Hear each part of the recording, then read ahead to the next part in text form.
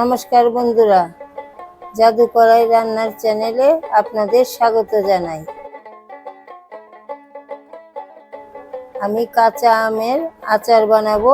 গাছ থেকে কিছু আম পাইরে নিয়ে আমি যেভাবে আচারটা বানাবো সেইভাবে আচারটা বানাইলে ঘরে অনেক দিন রাইখাই খাওয়া যায়। আমের আচারের জন্য কাঁচা লঙ্কা লাগবে। বাড়ির গাছ থেকেই কয়েকটা কাঁচা লঙ্কা তুলে নিই। দেখেন আমাদের বাড়ির গাছেই কত সুন্দর কাঁচা লঙ্কা হয়েছে।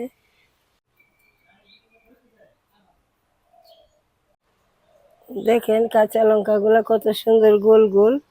এটাকে অনেকেই টেপরা কাঁচা লঙ্কা বলে বা অনেকে গোল কাঁচা লঙ্কাও বলে। এটা দিয়ে আমের আচার ভালো হয়।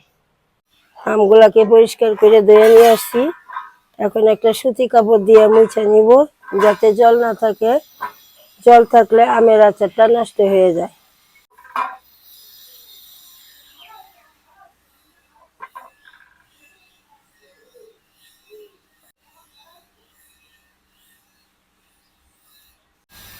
এখন আমগুলাকে কাইটে নিব। আমগুলাকে কুসা সহ এরকম পিস পিস করে কাইটে নিতে হবে।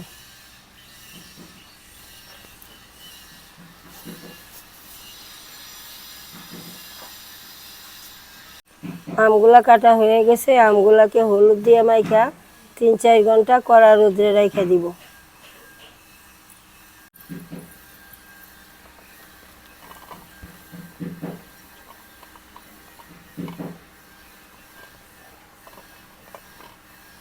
তিন চার ঘন্টা রোদ্রে রাইখা আমটা নিয়ে আসলাম। দেখেন আমটা অনেকটাই শুকনা শুকনা হয়ে গেছে। আমটা হলুদ মাখার পর একটা জল আসে, সেই জলটা অনেকটাই শুকায় গেছে। আমের সাইজটাও শুকায় একটু ছোট সাইজের হয়ে গেছে। আমগুলাকে নিয়ে আসলাম। এখন কাঁচা লঙ্কাগুলাকে একটু একটু কাইটে নিব। কাঁচা লঙ্কা থেকে বুটাগুলা ফালাইয়া নিই।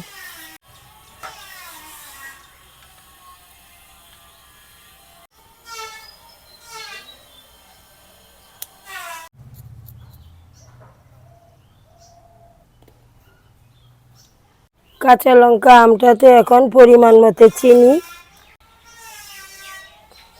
1 চামচ লবণ, চামচ ভিনিগারও দিয়ে দিলাম। আমি 250 গ্রাম সরিষার তেল 4-5 দিন রোদ্রে রাইখা দিছিলাম।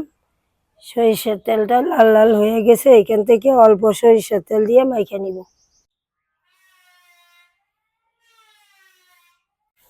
এখন সবকিছু একসঙ্গে ভালো করে মাইখা নিই। এখন এরকম একটা কাচের বয়াম নিছি। কাচের বয়ামের মধ্যে সবকিছু ভালো করে ঢুকায় নিব।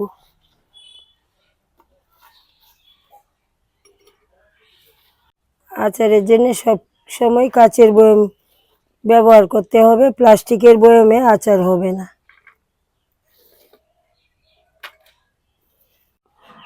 বয়ামটা এরকম ভাবে ঝাঁকি দিয়ে নিব, তাইলে আমটা ভিতরে ঢুকে যাবে। আমগুলো একটু চাপা দিয়া বেশি করে ঢুকাইতে পারেন। আচারটা হয়ে গেলে মইজা কমে যাবে। এখন রোদ্রে দেওয়া সরিষার তেলটাও কিছুটা বয়ামে ঢাইলা দিব।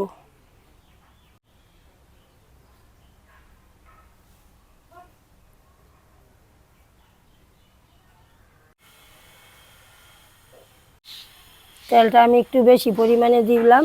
যখন আচারটা তৈরি হবে এই তেলটা দিয়ে আপনারা মুড়ি সব কিছুই মাইখা খাইতে পারবেন। এখন আচারের বয়ামটাকে 5-6 দিন কড়া রোদ্রে রেখে দিব। মুখাটা খুইলা রোদ্রে দিতে হবে, না হয় বয়ামটা ফাইটা যাবে।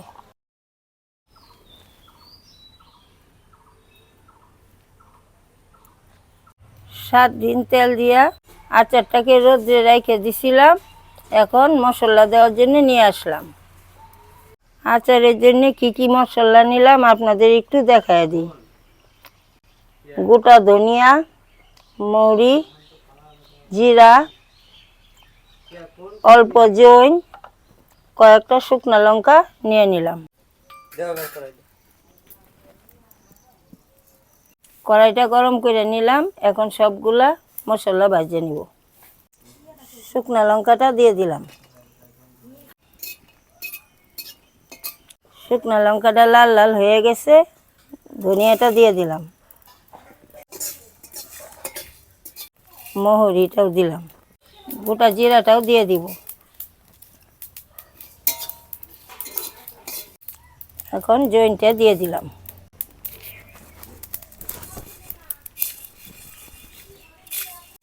জয়েনটা দিয়ে বেশিক্ষণ ভাজা যাবে না, জয়েনটা অল্প দিয়েই মশলাগুলো নামায় নিলাম। এখন ভাজা রাখা মশলাগুলো মিক্সারে গুঁড়া করে নিব। আপনারা চাইলে পাটাতেও গুঁড়া করে নিতে পারেন।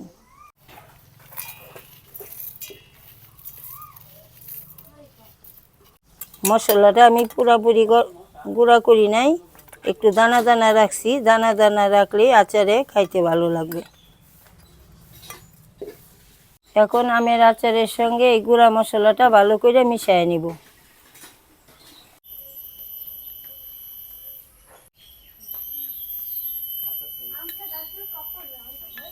এখন চামচের সাহায্যে আস্তে আস্তে মশলাটা ভালো করে মিশিয়ে নিব।